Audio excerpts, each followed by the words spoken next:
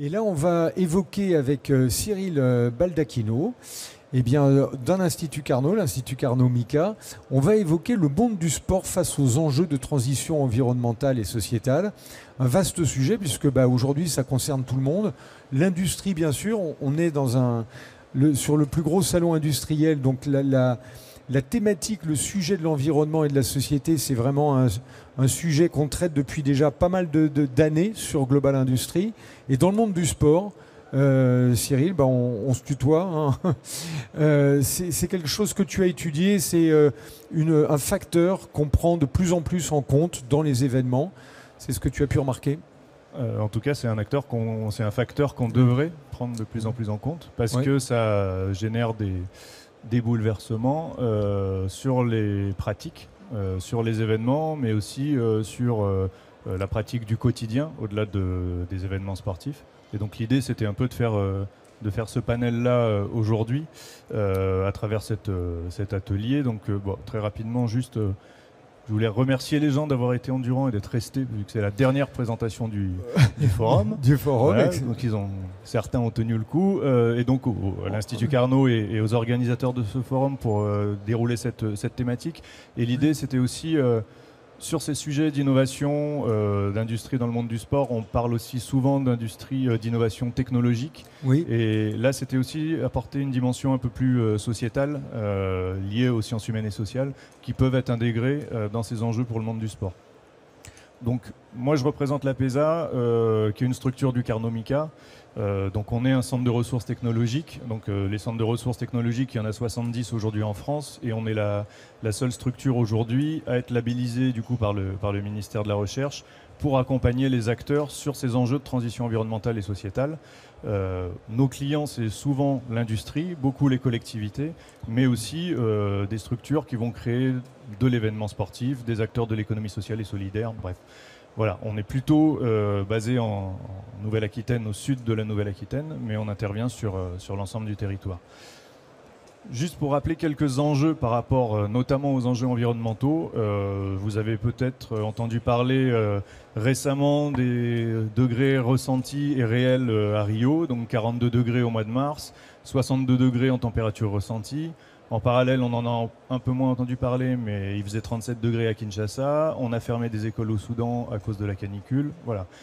On a des événements climatiques de plus en plus réguliers, de plus en plus forts.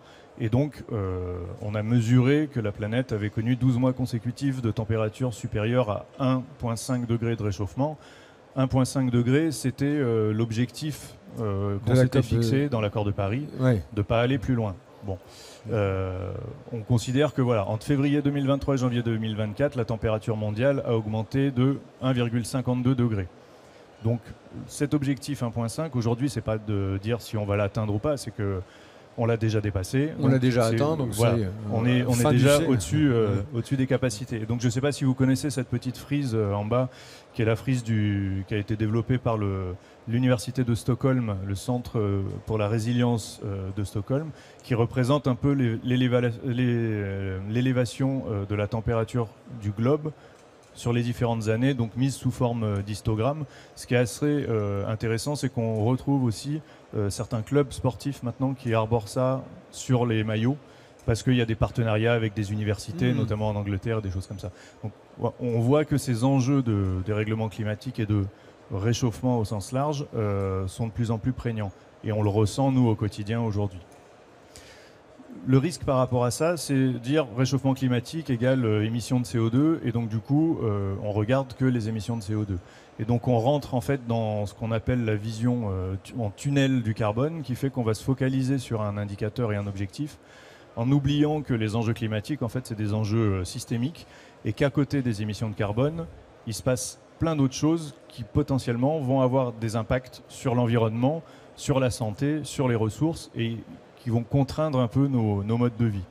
Donc ça, c'est matérialisé par ce qu'on appelle les limites planétaires. Donc je ne sais pas si c'est un concept dont vous avez déjà entendu parler.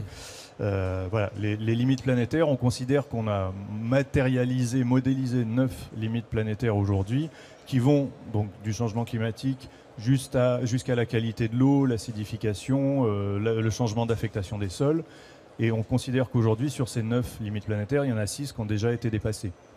Donc en gros, quel que soit notre secteur d'activité, qu'on soit dans l'industrie, qu'on soit dans les services, dans l'événement, dans l'agriculture, on a des enjeux par rapport à ces limites planétaires, parce que ces limites planétaires, ça veut dire quoi? Ça veut dire qu'on n'a plus accès à certaines ressources, ou qu'on va y avoir moins accès, ou qu'on va être dans des conditions de pratique qui vont être beaucoup plus compliquées. Donc l'accès à l'eau, par exemple, qui va poser certains problèmes, l'accès à la mobilité, l'accès à tout un tas de services qui potentiellement peut être contraint par ces enjeux de limites planétaires. Souvent, ces limites planétaires, on les couple aussi à une autre approche qui est celle des enjeux sociaux, parce que l'idée, c'est pas de dire pour répondre aux enjeux environnementaux, on va tout brider. Donc on peut reprendre l'exemple des ZFE où on va dire voilà, dans certaines zones, vous n'aurez plus le droit de circuler avec tel type de véhicule, sauf que pour pouvoir accéder à des véhicules entre guillemets plus propres, il y a un plancher et un plafond social qui arrive, qui fait que d'un point de vue économique, c'est pas acceptable et c'est pas abordable. Donc l'idée, c'est vraiment de croiser ces enjeux environnementaux avec ce qui est potentiellement acceptable d'un point de vue social. Donc, en 2022, température moyenne qui subit une hausse de 1,1 degré, une trajectoire à 2 degrés, ça implique quand même des événements avec la montée des eaux, la disparition d'espèces, la disparition de coraux, des sécheresses de plus en plus fortes et ainsi de suite. Et donc aujourd'hui, on est plutôt sur une trajectoire à 2,6 degrés d'augmentation qui nécessite quand même de mettre en place des actions. Par rapport au monde du sport, en France, on a 2,5 millions de manifestations sportives organisées en France chaque année en moyenne. Donc ça, c'est des sources du ministère du Sport. Et on considère que les dépenses des ménages, c'est 20 milliards d'euros, donc 0,8 points de PIB. Et les dépenses des administrations, c'est 14,3 milliards d'euros sur la dimension sportive. D'autres calculs qui ont intégré aussi les effets bénéfiques du sport sur, par exemple, la réduction des dépenses en santé, vont faire monter ce point de PIB, donc là on est à 0,8 et 0,6, jusqu'à 2% du PIB sur l'activité sportive. Donc on voit bien que les enjeux environnementaux qui peuvent avoir un impact sur l'activité sportive, ça va aussi avoir un impact sur l'activité économique qui est générée par le monde du sport au sens large. 2 millions, c'est beaucoup quand même, hein. C'est pas mal. Enfin, 2 millions de manifestations. Oui, chaque année, ça veut dire tous les clubs de foot, toutes les petites manifestations, tous les événements qui vont avoir lieu. Alors il y a les gros événements sur lesquels on a une visibilité très forte, et il y a plein de petits clubs, de petites organisations de manifestations qui se tiennent sur l'ensemble du territoire et qui sont aujourd'hui potentiellement impactés par ces enjeux-là, par des problématiques liées aux inondations, à l'augmentation de la température, et donc une pratique du sport qui est de plus en plus contrainte. Ouais. Quand vous couplez à ça des enjeux, donc alors j'y reviendrai après, mais on a un rapport du WWF qui est très connu, qui a été publié en 2021, des règlements climatiques, le monde du sport à plus 2 et plus 4 degrés, où en fait ils ont fait des modélisations sur les changements des pratiques liés à des scénarios donc basés sur les scénarios du GIEC, donc des scénarios scientifiques, si on avait une augmentation de 2 degrés et de 4 degrés. Et donc on considère qu'en moyenne, on perdrait 9 jours de pratique sur les activités de running à 2 degrés et 22 jours de pratique en moins à 4 degrés pour du foot. Et donc ils ont fait un panel sur tout un nombre de sports comme ça qui seraient impactés par des problématiques de risque sur la santé des pratiquants, d'accessibilité aux ressources et ainsi de suite. Puis même de fatigue accélérée. Enfin, quand on court à 40 degrés, c'est pas pareil qu'à 25. Quoi. Voilà. Et en général, c'est pas préconisé pour la santé humaine. Le corps est pas forcément adapté à ça. Donc derrière ces enjeux environnementaux et sociaux, il y a des vrais enjeux aussi économiques. Et on l'a vu notamment augmentation du coût de l'énergie. Donc là, on met en parallèle deux graphiques qui sont à droite, celui issu du WWF, qui montre le nombre de structures qui sont des structures d'accueil d'activités sportives qui ne sont pas très bien isolées et qui vont avoir du mal à résister à une augmentation des températures et à des vagues de chaleur de plus en plus fortes. Et à gauche, un graphique qui est plutôt au niveau économique et qui montre que le mix énergétique des équipements sportifs est encore très lié au gaz. Et donc, une augmentation de la tonne de gaz génère des problématiques d'équilibre financier pour les structures. Donc ça amène à quoi? Ça amène à potentiellement dire on va baisser la température de l'eau dans les piscines parce que c'est un gouffre financier. Et donc si on fait ça, la problématique en face, c'est l'acceptabilité sociale et sociétale. Est-ce qu'une personne âgée est prête à aller nager dans Dans une eau 16 degrés. à 16 degrés. Voilà. Donc, en Moyen, fait, disons que le matin, ça pique un peu, qu'on hésite. donc ça peut être problématique. Et donc l'idée, c'est d'avoir tous ces enjeux-là en tête, parce que l'augmentation du coût de la facture, on dit, ben voilà, on chauffe moins, mais si on chauffe moins, ben, potentiellement, on limite la pratique pour toute une partie de la population. Donc c'est vraiment d'avoir en tête ces enjeux environnementaux, économiques et sociétaux. D'autres enjeux, bah, le monde du sport en général se questionne de plus en plus. Alors pas forcément tous les sports, mais si on fait le focus sur les sports mécaniques aujourd'hui, dans le monde par exemple de l'enduro moto, c'est une pratique qui est de plus en plus contestée et qui a de plus en plus de problématiques pour organiser des compétitions, voire même du militantisme contre ce type d'événement. En ski, alors au-delà de l'enneigement des stations de moyenne montagne, juste sur la partie sport de haut niveau, énormément de skieurs demandent à la Fédération internationale de ski de faire un peu plus d'efforts sur l'organisation des compétitions. On a eu l'an dernier sur la Coupe du Monde des skieurs qui ont été blessés à cause des conditions de neige justement sur une étape de la Coupe du Monde en Italie. On a vraiment des sujets qui posent des questions sur la pérennité de la pratique, également sur le sport de haut niveau. Bon, sur la voile, on a tout un panel d'exemples qu'on pourrait faire en faisant une revue bibliographique de sports organisés à haut niveau et qui ont des vraies problématiques par rapport à ces sujets environnementaux.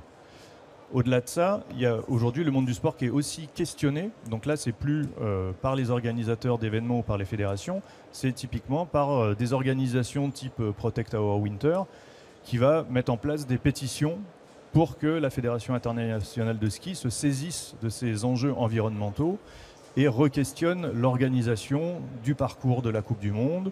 On a un collectif d'individuels et d'ONG qui s'est mobilisé pour créer une charte par rapport à l'organisation des Jeux olympiques et paralympiques en France en hiver 2030, avec toute une grille d'analyse en disant ces Jeux seront possibles et acceptables qu'à partir du moment où on prend ces enjeux-là en compte. Et donc il y a tout un panel d'éléments qui ont été listés et qui demandent au CNOSF de s'engager sur ces événements-là.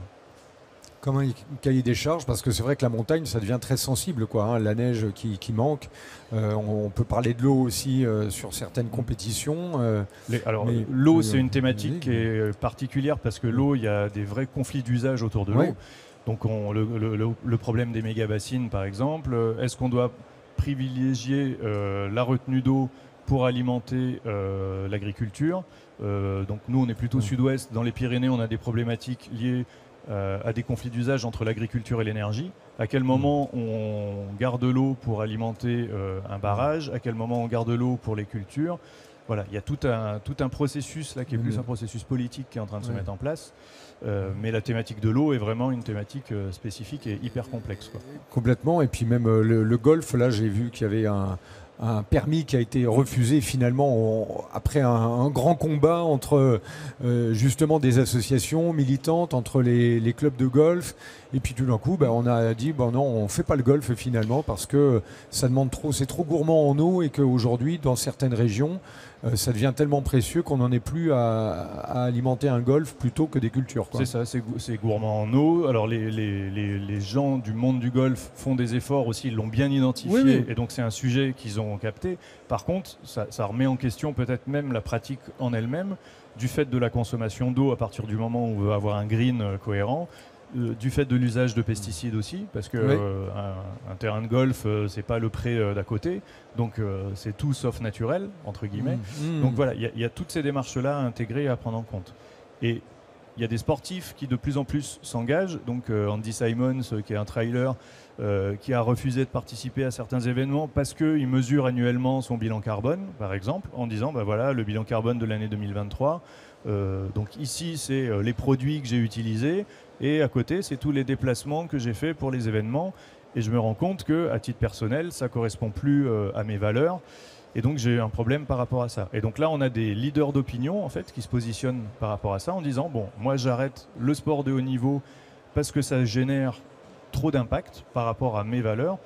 Et forcément, quand on a des leaders d'opinion qui se positionnent comme ça, ça fait aussi réfléchir après des pratiquants plus grand public, quoi. L'exemple de Manoa Drolet sur la tour des juges à Tahiti, qui est aussi un bon exemple. Donc, pour les JO 2024, le spot de surf retenu a été Tahiti. Oui.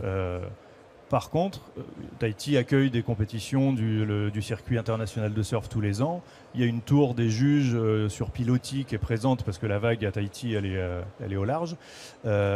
Sauf que le comité olympique a voulu que la tour des juges soit modifiée pour avoir la clim, des toilettes.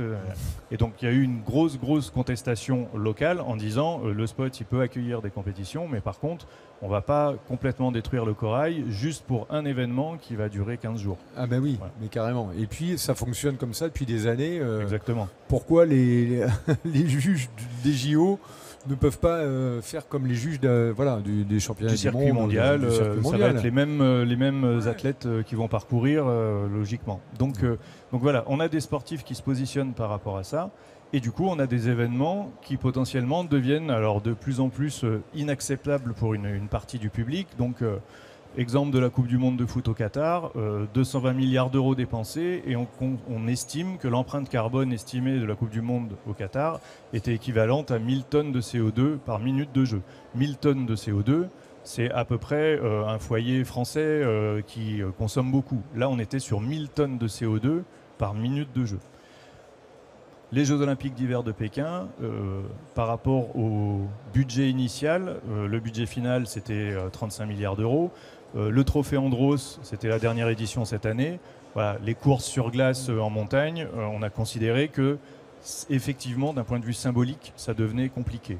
L'Ultra Trail du Mont Blanc, qui a été boycotté, ou une menace de boycott, notamment par Kilian Jornet et des athlètes de pointe, parce qu'on est rentré dans un système où c'est plus une seule course, mais il y a un parcours international à faire pour pouvoir parcourir à l'Ultra Trail, qui fait que ça va générer des déplacements sur l'ensemble de la planète et ainsi de suite. Et bon, un exemple un peu plus local, donc la Skyrun, qui est une course de trail qui se passe au Pays Basque, qui avait un attrait hyper important et qui s'était développé de façon très très forte. Donc les organisateurs ont dit que cette année, au mois de mars, enfin fin mars, ça serait la dernière année de l'événement, parce que ça générait trop de monde, trop d'ampleur, et que ça correspondait plus aux valeurs, parce qu'il y avait des athlètes kényans qui venaient, parce qu'il y avait des primes, que les fédérations leur avaient demandé de monter les primes en numéraire et ainsi de suite. Donc du coup, on a là des acteurs qui se positionnent en disant nous, l'événement, il a pris trop d'ampleur, donc on arrête et on laisse tomber. Qu'est-ce qu'il en est du Paris-Dakar, par exemple, aussi, où pareil, on a... Enfin bon, c'est pas chez nous, donc forcément, on le regarde un petit peu loin, mais c'est vrai que ce sont des circuits qui sont aussi régulièrement un peu contestés, quelque part, avec l'impact que ça peut avoir d'avoir des caravanes comme ça dans des régions où d'habitude, on a juste des animaux et 3 villages. Bon. Il y a une acceptabilité, encore une fois, sociale de ce type d'événement qui, à mon avis, de plus en plus marquée. Ouais. Et aujourd'hui, alors j'ai pas les chiffres que vont donner les résultats TV des audiences du Paris-Dakar ou des choses comme ça, mais je pense que les gens se projettent un peu moins sur ce type d'événement, même si le côté voyage, rêve, le 4x4 dans le Sahara et des choses comme ça, ça peut encore faire rêver. D'un point de vue acceptabilité et d'un point de vue des enjeux et des impacts que ça peut générer, ça paraît pas forcément très pérenne comme événement, quoi. Tout à fait, ouais. Alors du coup, face à ça, en fait, qu'est-ce qu'on peut faire quand on est organisateur, quand on est sportif, quand on est une collectivité ou quand on est un fabricant d'articles de sport? Mais en fait, aujourd'hui, il y a déjà pas mal d'outils qui existent. Donc la charte du ministère des Sports pour les organisateurs d'événements et les gestionnaires d'équipements et d'établissements publics. Un outil Coach Climat qui est destiné aux événements, qui vous permet, par rapport à la façon dont vous organisez votre événement, de mesurer un peu l'impact carbone et d'identifier des plans d'action. Le CNOSF a mis en place une plateforme RSO, donc responsabilité sociétale des organisations, pour tous les clubs sportifs, du plus petit au plus grand, et qui met en place des questions centrales à questionner, justement, pour avoir une pratique qui soit considérée comme plus durable, plus équitable et qui prenne en compte les enjeux environnementaux et sociétaux. Le ministère a mis en place le plan de sobriété énergétique du sport avec 40 mesures, et derrière il y a plein de clubs qui mettent en place des actions de façon autonome, les industriels qui se saisissent de ces sujets à travers l'éco-conception des produits par exemple, donc intégrer les critères environnementaux dans la façon dont les produits sportifs vont être fabriqués. Aujourd'hui, c'est devenu pratiquement incontournable. Ce qui est important aussi, c'est de se projeter. Donc pour se projeter, l'ADEME, donc l'Agence de l'environnement et de la maîtrise de l'énergie, a mis en place un petit outil qui s'appelle Transition 2050, pour lequel en fait ils ont identifié différents scénarios vers lesquels on pourrait aller à l'horizon 2050, avec justement différentes thématiques. Un modèle et un scénario un peu plus frugal, un modèle tourné autour des coopérations, un modèle tourné autour des technologies vertes et un modèle tourné autour plutôt de la réparation et de la technologie, de l'innovation technologique. Et l'idée, c'est aussi, quand on est un acteur du monde du sport, d'essayer de se projeter en disant, voilà, par rapport à ce type de scénario, on va voir par exemple sur la mobilité, scénario 1, génération frugale, réduction d'un tiers des kilomètres parcourus et la moitié des trajets doivent se faire à pied ou en vélo. Donc comment est-ce que je peux, moi, me projeter si j'organise une manifestation sportive pour faire en sorte que les participants puissent rentrer dans ce cadre-là. Quand on fait le bilan carbone d'un événement sportif, on sait qu'en majeure partie, c'est le déplacement soit des participants, soit du public qui va être l'impact le plus fort. Donc l'idée, c'est de se projeter un peu sur ces scénarios. Pour faire la même chose, l'équipe a mis en place, je ne sais pas si vous l'avez vu depuis un mois, un petit outil en ligne, Se projeter en 2050, où justement c'est un petit jeu virtuel qui a été fait aussi sur la base des scénarios du GIEC et qui vous propose de prendre en main soit un club de foot, soit une épreuve de la Coupe du Monde de ski, soit de manager une équipe cycliste en 2050 avec des conditions climatiques qui ont été celles qui sont dans les scénarios du GIEC. Donc ça permet justement de se positionner, voilà, en 2050, vous avez la mission de prendre la direction du Tour de France et derrière vous avez tout un choix de questions qui va arriver sur lesquelles vous allez vous positionner pour voir comment vous allez orienter l'organisation de cet événement-là. Ce qui est important aussi, c'est d'intégrer ces enjeux dès qu'on construit un projet. Et donc là, on parlait tout à l'heure, la présentation d'avant, on parlait de la proposition de valeur. Bien sûr. Et bien là, c'est dans votre proposition de valeur, comment vous intégrez ces enjeux environnementaux et sociaux par rapport à l'ensemble des parties prenantes qu'il y a autour de vous et comment vous pouvez créer de la valeur pour l'ensemble de ces parties prenantes. On a des outils aussi qui sont des outils, ce qu'on appelle les outils de business model Canva, qui sont plutôt orientés pour les entreprises. Mais là, en gros, le modèle économique, tout le monde le connaît. Je développe un projet, j'ai des revenus, j'ai des dépenses, j'ai des clients. Et bien là, on essaye de faire la même chose, mais en intégrant des dimensions environnementales et des dimensions sociétales pour être sûr qu'on a bien identifié toutes ces thématiques-là. Et après, ce qu'il faut faire, c'est mesurer, en fait, diagnostiquer. Et donc là, aujourd'hui, il y a plein d'outils d'autodiagnostic qui permettent de mesurer l'empreinte soit de votre organisation, de votre événement, de vos infrastructures, de vos produits, pour avoir un peu un état des lieux. On dit souvent qu'on peut bien manager que ce qu'on a mesuré. Et ben là, c'est l'idée, c'est d'avoir un peu cet état des lieux de départ, avoir une note, entre guillemets, environnementale et identifier des pistes d'amélioration. Et enfin, la dernière chose à faire, c'est de se faire accompagner ou de s'inspirer. Et donc là, j'aurais pu faire un listing à la Prévert. Mais des acteurs engagés, vous avez l'Institut du sport durable qui existe, le WWF qui accompagne aussi sur les enjeux environnementaux, Sport 1.5 qui est un laboratoire spécialisé sur la thématique environnementale dans le monde du sport, les groupements industriels donc, comme Outdoor Sport Valley qui regroupent justement les industriels et les chercheurs autour des enjeux liés au monde de l'outdoor, de l'information spécialisée. Il y avait un forum au début de la semaine Sport for Change officiel qui était dans le cadre du salon Change Now qui justement questionnait ces thématiques de sport à l'horizon 2050 et vous avez tout un panel de clubs donc là j'ai mis l'Aviron Bayonnais Rugby parce que c'est les plus près de chez moi et qui se positionnent sur ces enjeux là mais vous avez énormément de clubs qui ont intégré ces dimensions là donc surtout ne pas hésiter à aller chercher de l'information et à s'inspirer ou à se faire accompagner sur ces thématiques. Parce qu'il y a beaucoup de sports finalement qui sont en rapport avec la nature, hein, mine de rien. Un stade, on est dans de l'herbe, on est en plein air, on vit avec la nature, donc il y a vraiment, on est en contact avec les éléments, on est sensible à ces changements de chaleur, de qualité de terre, d'arrosage, etc. Enfin, on peut le suivre d'année en année, quelque part, à l'échelle d'un club. On peut le suivre d'année en année et de toute façon, quelle que soit l'organisation, vous êtes dépendant aussi, entre guillemets, même si vous n'êtes pas un sport en lien direct avec la nature, vous faites du hand, Le hand, c'est pas spécialement un sport de pleine nature. On est en salle. Vous êtes en salle, mais par contre, pour faire du hand dans de bonnes conditions, il ne faut pas que vous ayez une salle dans laquelle il fasse 50 degrés.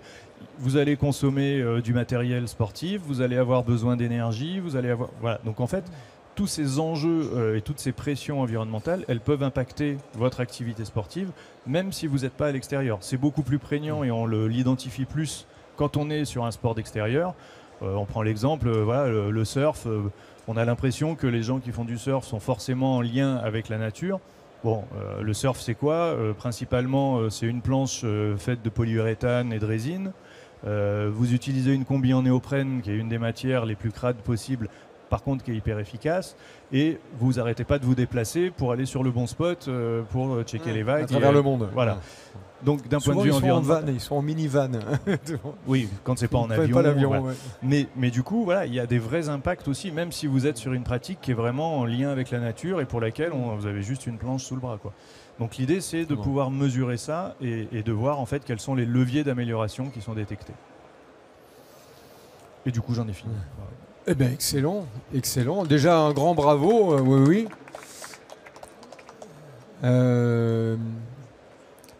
Impact des sports, qui réfléchit à ces questions au quotidien. Je pense que c'est bon, on y pense tous, hein, de toute façon. Le climat aujourd'hui, ça nous concerne tous. Disons qu'aujourd'hui, on n'a plus trop le choix non plus d'y penser parce que nous, on a commencé ces travaux-là il y a une vingtaine d'années à peu près. C'était à l'époque assez innovant. Aujourd'hui, effectivement, tout le monde en prend conscience parce que vous ouvrez le journal ou vous écoutez la radio et vous allez forcément avoir quelque chose qui est en lien avec ces enjeux-là. Après, c'est la question de comment on se l'approprie et comment on se projette par rapport à ça. Effectivement, là, c'est plus complexe. Et il y a quand même, on le voit notamment en termes d'outils qui sont mis à disposition du public ou même des organisateurs. Aujourd'hui, on a quand même une conscience et des mesures beaucoup plus fines, quelque part, qu'on n'avait pas avant. Il y avait un phénomène, avant on parlait de trucs. Aujourd'hui, on arrive à des données assez précises. On a des petits outils aussi sur les téléphones. On peut se questionner. On a pas mal d'outils pour comprendre comment ça marche et sur quoi on peut jouer. Il y a de plus en plus d'outils, il y a de plus en plus de facilité d'accès à la formation. Après, on reste sur des modèles mathématiques, donc ça veut dire que c'est des choses qui sont potentielles. Il y a une trajectoire à respecter, mais il y a aussi beaucoup de dispositifs d'aide pour les acteurs. C'est des démarches qui sont en général assez facilement financées par les pouvoirs publics, par l'ADEME, par BPI, par les régions.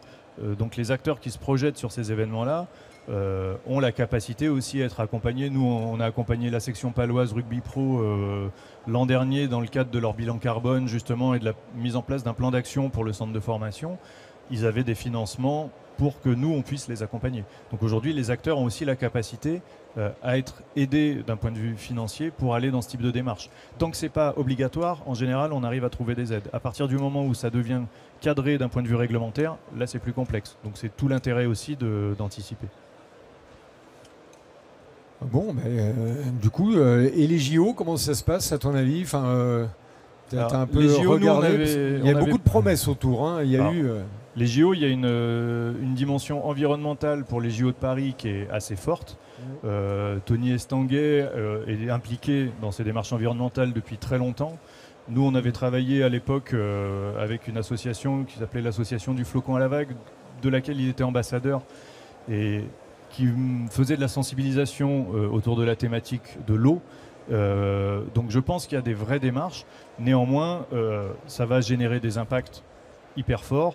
Ça génère aussi des tensions en termes d'acceptabilité. Après, voilà, sur l'épreuve de surf, nous, on avait accompagné les acteurs autour de Hossegor et Cap-Breton dans le cadre de leur candidature. Bon, ça n'a pas été retenu, le choix a été fait d'aller à Tahiti, donc je ne vais pas me positionner là-dessus. Mais pour le reste, de toute façon, ça va générer des impacts, on le sait. L'idée, c'est effectivement d'en être conscient et de faire en sorte que ce soit le plus réduit possible. Mais voilà, l'exemple de la circulation, on en parlait tout à l'heure, interdire la circulation. Thomas, ouais. D'un point de vue environnemental, ça peut se comprendre. D'un point de vue acceptabilité sociale pour des personnes âgées, est-ce que ça a du sens d'avoir des épreuves en plein centre-ville qui vont générer aussi des contraintes sociétales fortes? Voilà, tout ça, en fait, il faut l'avoir en tête. Et c'est pas évident de dire oui, ça va être bien ou non, ça va être mal. Dans tous les cas, il y aura des impacts environnementaux et sociétaux. Bien, ben merci beaucoup Cyril. Je pense qu'on peut applaudir encore